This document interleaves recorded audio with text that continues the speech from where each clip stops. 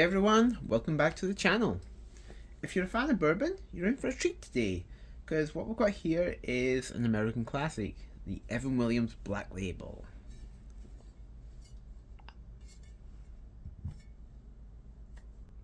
So this is a Kentucky straight bourbon, and it's a reputation for pretty much being a great value whiskey at its price point. Even though it's a great value whiskey, does it really deliver when it comes to flavour and quality? Well, that's what we're going to explore today in this video. Now, Evan Williams is one of the big three mass-produced bourbon brands you'll find in the USA, along with Jack Daniel's and Jim Beam. Now, Jack Daniel's is technically Tennessee whiskey, but I mean, that's just a subcategory of bourbon. Fight me over it. I'm joking. Anyway, yeah, it kind of counts. I should probably do a compare and contrast of the three of them one day, because they're all basically around about the same price point and they give you a very similar experience when it comes to drinking them, at least in my own opinion. But maybe I should sit down one day with three of them and just do a tasting of them. Yeah, that'd be fun. Have Evan Williams Black, Jack Daniel's No. 7, and Jim Beam White Label. That'd be really fun to do. Anyway, the fact this is one of the bigger bourbon brands means that this is a really easy to find bottle, and you can find it in a lot of places around the world. It's easy to find, that means it's very affordable for the most part, and it's also one of the rare budget whiskies that you'll find that's actually bottled at 43%. Usually most of them are bottled at like 40%, but yeah, this is one that is clearly labelled here, bottled at 43%, or if you prefer to use the American style, 86 proof.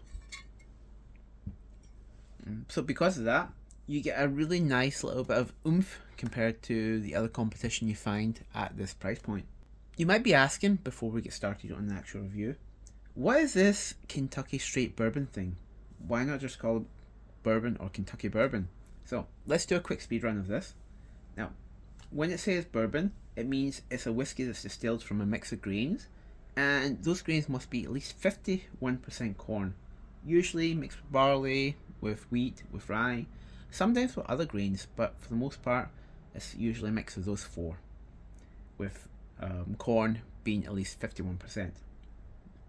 Now it cannot be it cannot be distilled higher than 80% ABV, and usually it gets distilled to about 60 to 70% at the distilleries.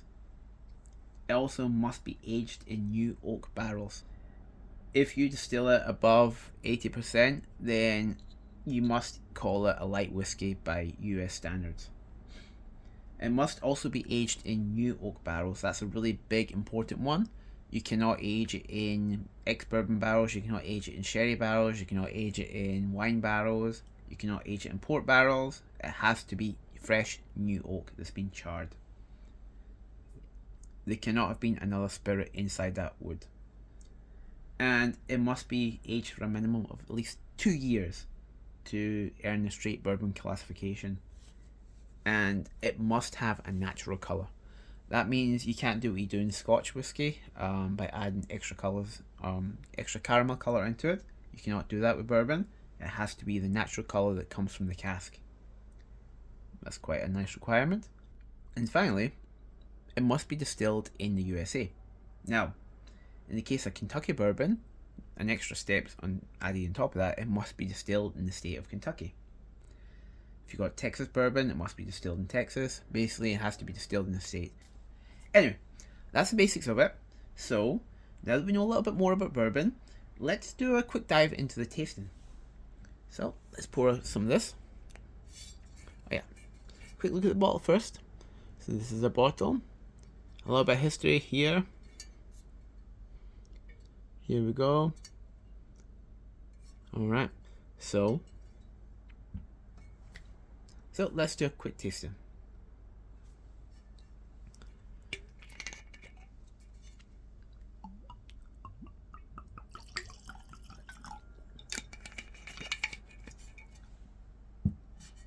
As we can see from the glass here, it's got a quite nice colour to it. It's a little bit reddish, mostly a sort of amber orange colour. This bourbon itself is only about 2 to 4 years old, so it's quite young But again, that's not actually that young when it comes to bourbon. And the reason I say that is because the climate of Kentucky is quite warm, so like whiskey there ages at a much faster rate than it would say in Scotland or Ireland. And the new oak barrels used also helps impart a lot of extra flavour to it as well as a lot of colour to it. So let's nose it. Alright, that's really nice. So as you smell it, you get hit by a really robust wave of vanilla and oak. It's really quite woody on the nose. But beneath that, we get some cherries. I'd say ripe cherries. And a nice rich caramel sauce. Quite good. Like the kind of caramel sauce that you might put on some ice cream or on top of a coffee. Very rich. Smells really tasty. There's a bit of pepperiness to it as well. I'd say it feels like almost like the peppers you'd find on top of a blackened steak. But yeah, this is what I would really call an archetypical like Kentucky bourbon nose. It's classic, it's foundational, and it hits all the expected notes that you'd find. And this sort of creates a benchmark for what I'd compare other bourbons to. This is the bourbon that I would use as what I would define as like whether it's good or not. If something's better than this, then I'd consider it good. If it's worse than this, then I'd consider it below average. This would be sort of my average standard benchmark for bourbon. But again, that's just me. Everyone else has different opinions. Yeah, it's really nice. So I'm going to take some sips now.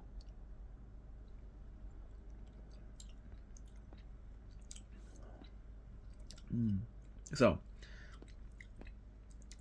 it's quite spicy initially. You get a mix of sweetness and spice, mostly spice at first.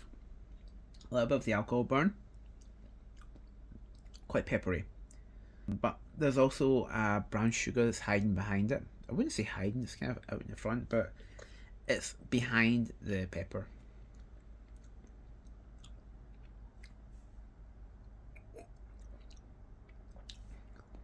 Yeah, in the second sip, the sugar really comes out now.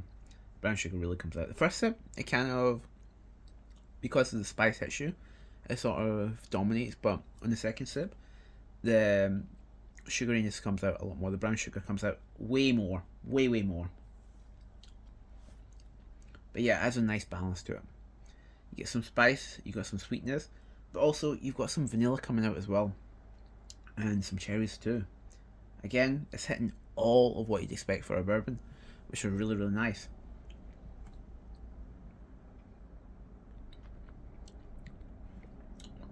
Yeah, in the third sip, the vanilla stuff's coming out more.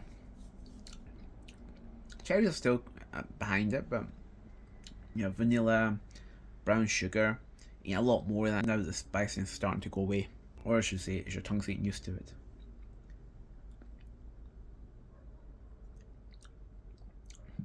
Yeah. The more you sip it, the more sweetness comes out. But there's a really high corn content in this bourbon itself. The mash bill is about 78% corn, which is quite high. And that adds a really pronounced corn flavour to it. But you also get a sort of creaminess as well. It's sweet, but I wouldn't say it's cloyingly sweet. The flavour profile of this is carrying all the way through to the finish too. You're getting the corn still coming through, and it's still there really strongly. Vanilla, touch of oak still. There's a little bit of spiciness still hanging around at the back end. It's never going completely away. Brown sugar, a lot of brown sugar, that carries all the way through. It's sweet, it's smooth, and honestly, yeah, it's a complete banger. Really good stuff. So yeah, there you have it. This is just my review of this bourbon. Honestly, I think it's really, really good for what it is. Offers a lot of character, and you get that character at a really decent price. It's a solid balance of sweetness, it's got some spice, and the oak is there, so it's quite oaky. But as I said, it's spicy, but also sweet. And it really stays true to the character that you'd expect from a Kentucky bourbon. Now, I said there's oak, but it's not offensively oaky.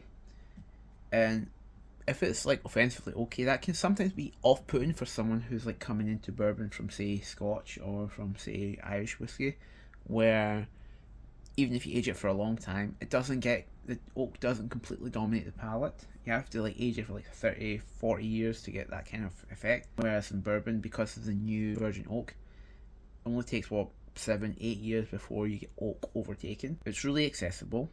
It's really good for sipping neat, and you could have it on the rocks too, or even in cocktails. I've actually used this before to make some old fashions, and honestly, it makes a really damn good old fashioned. I know you're supposed to use rye whiskey, but this works just as well. It's a fantastic value whiskey, and I'd recommend this if you're looking to just try bourbon for the first time. This is a really good one to try. And yeah, I just wanted to put this question out there. What do you guys think of it? Do you think it's a good bourbon for what it is? And I'd love to hear your thoughts on that.